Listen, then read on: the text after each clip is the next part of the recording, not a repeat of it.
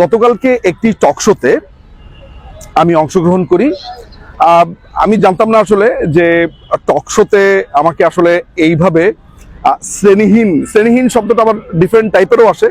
যদি কমিউনিস্ট অ্যাঙ্গেলে চিন্তা করি, আসলে আমি এই ক্ষেত্রে শ্রেণীহীন চিন্তা করছি, ক্লাসলেস, অর্থাৎ সভ্যতা ভব্যতার অভাবহীনতা, এরকম একটা জায়গাতে আমি ইঙ্গিত করছি। সেই একটা টক শোতে একটা অনভিপ্রেত ঘটনা এরকম একটা ক্লাসলেস লোক ঘটিয়েছে।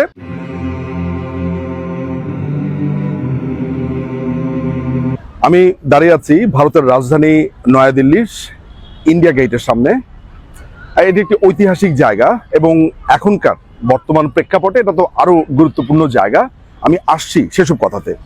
প্রথমে সাম্প্রতিক একটা স্থূল বিষয়ের অবতারণা করি। স্থূল বিষয় এই কারণে বললাম, সেটা হচ্ছে যে যেখানে নদী পাহাড় পর্বত সব ভেঙে চলে যাচ্ছে, দেশ শেষ হয়ে যাচ্ছে, সেখানে এখনকার প্রসঙ্গটা আমার জন্য একটু স্থূলও বটে।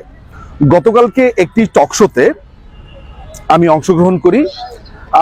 আমি জানতাম না আসলে যে টক শোতে আমাকে আসলে এইভাবে শ্রেণীহীন শব্দটা আবার ডিফারেন্ট টাইপেরও আসে।